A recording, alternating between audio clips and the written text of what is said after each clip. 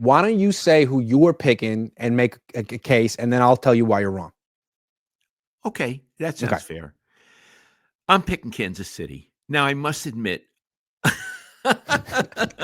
I'm a little shaky on this pick because Kansas City hasn't been scoring a lot of points, and Philadelphia is really good. So, but I'm picking Kansas City, and my reasons are twofold, threefold. One, they win. No matter how they win, they win. That's a good reason. Winning is good, Iggy. Winning is good. Mm-hmm. Also, they really have an excellent quarterback, and he's the kind of quarterback who rises to the occasion. The more, I was going to say, the more tougher it is, the tougher it is, the better he gets. He's not a person who worries, who I don't think he actually feels pressure. I felt that about Joe Montana as well. I don't think he felt pressure at all. It was one of the wonderful things about Joe. I don't think this kid feels Steve pressure. Did. He certainly did. Yeah. He did. He was great in spite of the fact that he felt pressure. Yeah. He overcame it, which is courageous. Mm-hmm. And look, Iggy, they have that coach who is, you'd have to say, he's clearly in the top 10 coaches who ever lived, maybe in the top 5. Andy Reid. I mean, he's that good. So they have Mahomes and Reid. I don't feel on the other side they can match the quarterback. I mean, that's obvious. Oh, and the coach, Sirianni, doesn't really call plays. He's the chairman of the board. Now they have a great defensive coordinator. I think Andy can defeat Fangio. Yes. I do. Yeah. So those are my reasons, Iggy. And then do you think that Kellen Moore can defeat Steve Spagnuolo? No. Yeah. I don't. That's the one thing that, like, if I were making your argument, that matchup right there, Spagnuolo against Kellen Moore, doesn't give me a lot of confidence as someone picking the Eagles. Okay, well, why are you picking the Eagles? Okay. Well, the last time these two teams faced each other last season, the Eagles won 21-17. When they faced each other in the Super Bowl 2 years ago, the Chiefs won by 3 points, 38-35. And I think the Eagles are like demonstrably better than that team 2 years ago. They have Saquon Barkley now, who's their best player. Their defense is really young as opposed to then when it was kind of old and it fell apart in that game. I think they're just clearly a better team roster than the Chiefs. The Chiefs have a much, much, much better quarterback and a much, much, much better coach. But I just feel like the Eagles are so overwhelmingly talented at every position that it's the best team the Chiefs have faced yet this season, better than the Bills. And I don't, even if they do a good job against Saquon Barkley, it might not be enough. That was my question for you. Do you think Saquon Barkley will get off against them the way he did, say, against the Rams?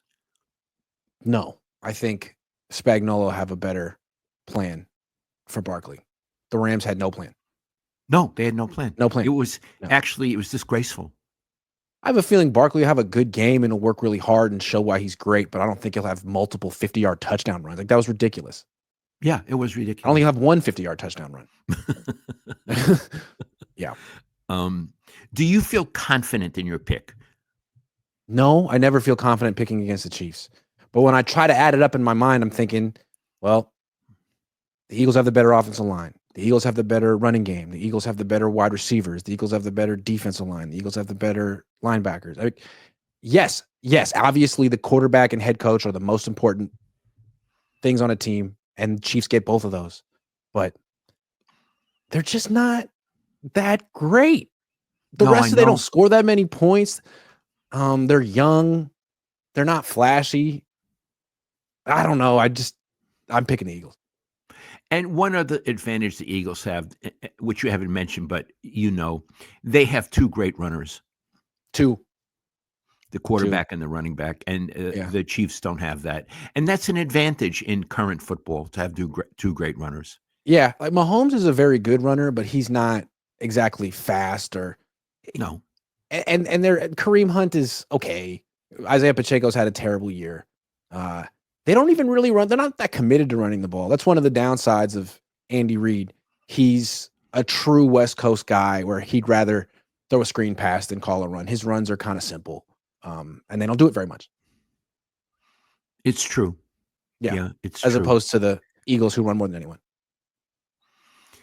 I'm trying But to think generally, if the there's team that wins the Super Bowl is the team with the better quarterback, not the team with the better running game. I mean, since I was 10. okay. Let me ask you this: quarterback. How much better is Mahomes than Hurts?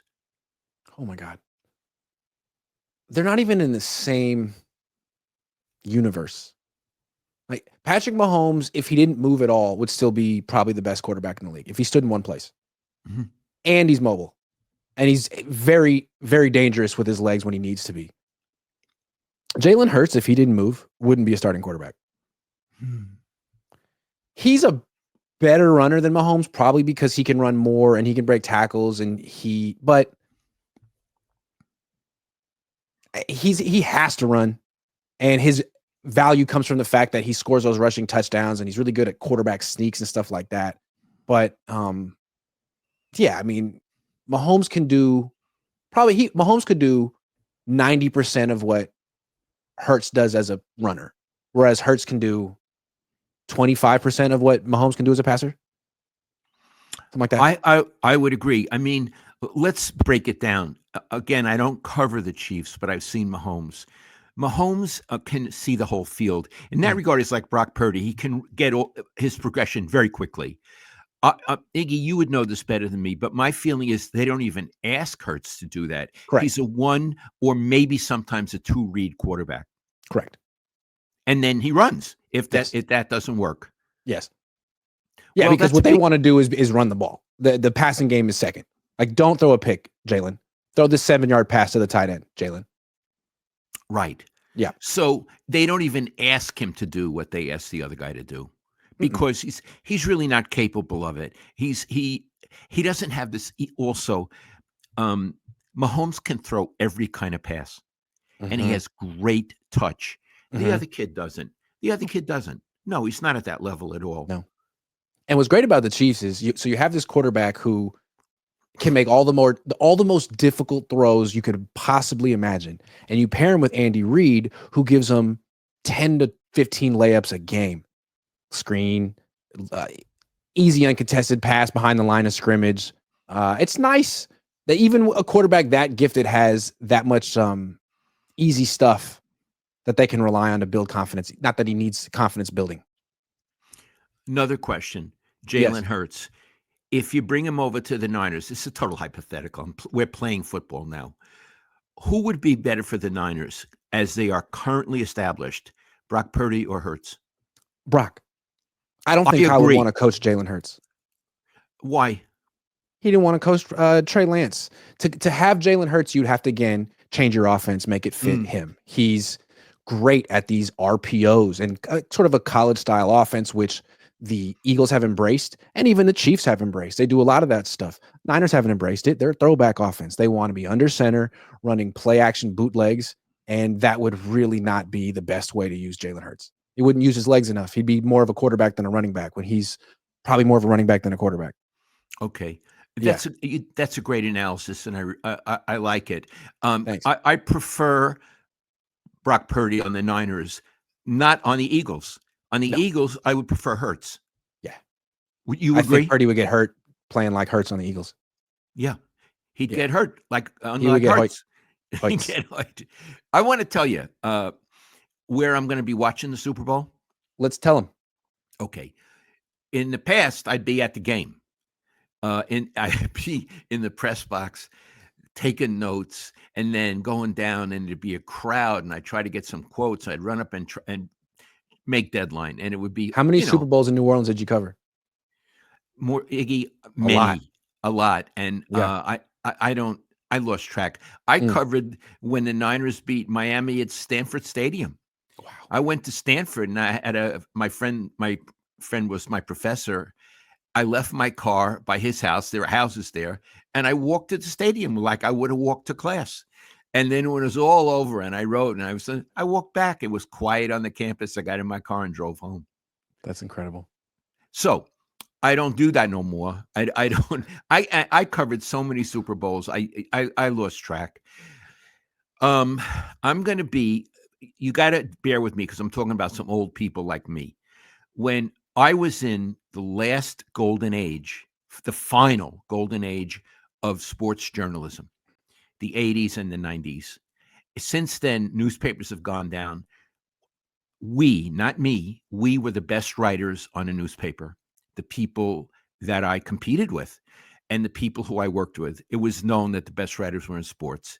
So one of them was Art Spander, we're all retired, who was a columnist at the Examiner, and Ira Miller, the great Ira Miller, who was the beat writer for all of the 5 Super Bowl wins of the Niners, and we worked together at the Chronicle. Ira now lives outside Chicago, but he's here all the time. So he's flying out to here. So on Sunday, we're going to Artie's house, and Ira, Art, and I are going to watch the game on his big screen television. And his wife, Liz, who's so sweet, will give us snacks.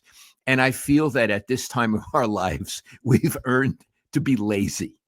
Now, the reason Ira is flying out, we have a group of retired sports people that we get together 3 or 4 times a year, and we're getting together Tuesday after the Super Bowl, again, at Art Spander's house. They're so generous. So it's going to be Ira, Art Spander, me, Dave Newhouse, who is a columnist at the Oakland Tribune, Mark Purdy, the great columnist from the Mercury News, Scott Osler, who's still working, and Barry Tompkins, Joan Ryan, Bud Geraci, who used to be the sports editor at the Merc, but he's retired now, and Mark Ibanez from Channel 2.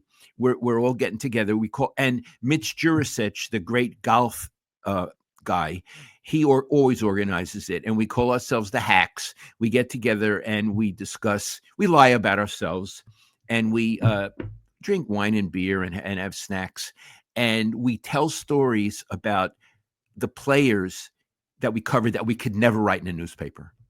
We tell the true stories. And I actually wrote about it on my Substack this week, about that group and it's interesting because I was competitive with them, but now they're my best friends. Whenever I see, like Mark Purdy, we were competitive. We hug. We had breakfast recently together over at the egg shop in Montclair Village, Oakland, and we're all dear friends. And Mark just did a book on the 49ers. It's a coffee table book with the whole history of the 49ers with great photos. So if you're looking for something like that, go on Amazon and look up Mark Purdy's book. Yeah, if you're walking through Montclair on any given day, chances are you could see Lowell Cohn, Art Spander, Dave Newhouse in 10 minutes. Absolutely. We're all there. Yeah. That's right. Yeah. Well, I'm looking forward to the game. Looking forward to winning this bet. Although I think I picked the Eagles last time too against the Chiefs. So look, I got to admit, I'm shaky on this. This is a tough game. And if I lose, I'm happy to give you the wine because we'll probably drink it together anyway. That'd be nice. I don't want to get ahead of myself here, but one of the things that would be interesting if the Eagles did win, if they found a way to win this game, is they would have officially accomplished something that Kyle Shanahan couldn't. If Nick Sirianni and Jalen Hurts could do something that Kyle Shanahan and Brock Purdy couldn't, that would be interesting, but it hasn't happened yet.